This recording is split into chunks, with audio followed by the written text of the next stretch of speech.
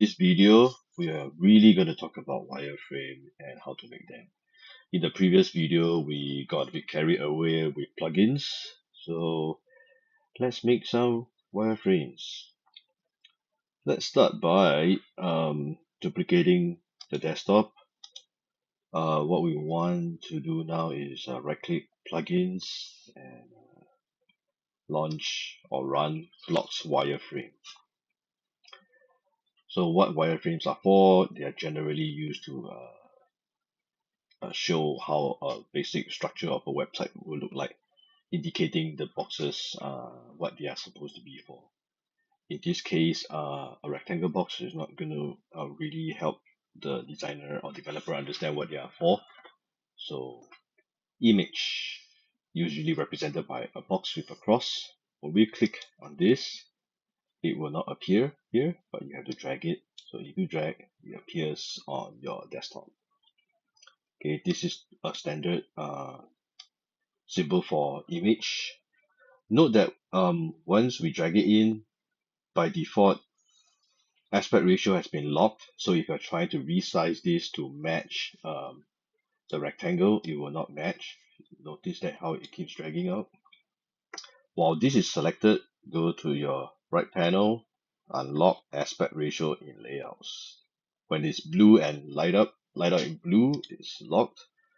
When it's not, it's unlocked. So now that we have clicked it, note that we can adjust it. So this is how you replace that box. You will know that this is an image. Another way to demonstrate an image is just going to go ahead and close this. Plugins, go to Iconify. In Iconify, search for image. So these are other methods where other symbols where you can represent an image. Just going to drag one in, drag another in. Yes, good.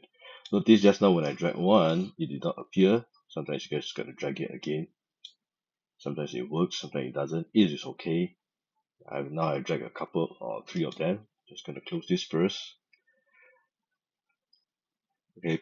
Good practice is once you have dragged something in, remember when it's part of the actual vector is nested within a frame. In this case, this is a single vector.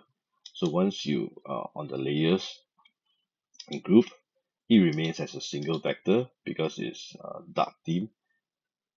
This version instead, the frame is one vector, the mountains behind is another.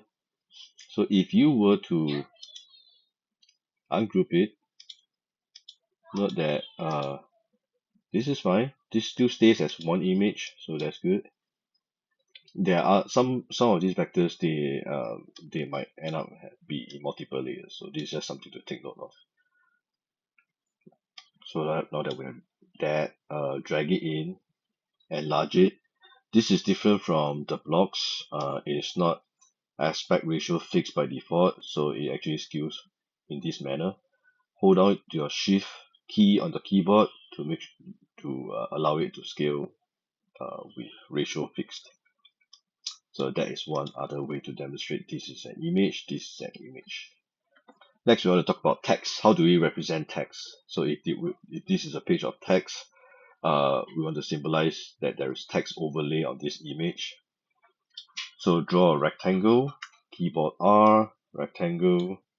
Header could be a bold text. We're just going to go ahead with the rectangle drawn. Fill, black. Just going to do that again. Rectangle, draw, fill, right panel. Click, black. And then there you have it. You can adjust it. So this looks like a header. Okay, that means this header sits on top of the image. So imagine the rest of the cards. There are body text, lines of text. Okay. What we don't want you guys to be doing is like to be doing this, dragging those little lines and then try to struggle to have lines. Um, Again, plugins are a great help to reduce your efforts. So go back to plugins, Conify, type text. Text, this gives you this set of text. Let's click on one, drag it in. Okay, I'm gonna drag another. Okay, for text, this comes in more useful. Uh, what we explained earlier on ungrouping them. So this, the two of them are the same icon. Both are being grouped. I'm just gonna ungroup one of them. Notice when they are ungrouped, the edges go straight to the lines go to the edges versus there's some space or padding in between. I'm going to turn back the line guides, layout guides. So imagine in this area, this thumbnail, you want some text at the bottom, captions. With the uh, with it being ungrouped, you could snap it to the edges nicely and then drag it from edge to edge nicely. Without removing the grouping, notice that how it still stays in this way, and as we drag, it doesn't aligns to the edges. We do not want that. It will be hard to actually lay things out. So that's the reason why we actually do that. Next, for the rest of the icons, um, other useful icons are videos, videos, videos. Double clicking one out, drag it in. Okay, videos. There are also carousels. Carousel. What are carousels? Carousels are those um, image box where you could drag. It's not this carousel, not this carousel.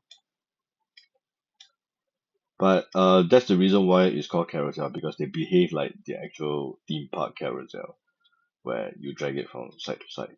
So in this case, we want this carousel, which it is not giving you. Click and drag again. Okay, finally it gave me. So that's what we want. If let's say this whole section is going to be a carousel, we just place it here. Again, just now I did not press down the shift key, that's why it looks funny. But there you go. That's carousel. Alright, that's it. The rest of it, you can just go ahead and use any of the plugins to fill up pages. Yeah, ticks, crosses, and all the things are all in Iconify plugin. Thank you.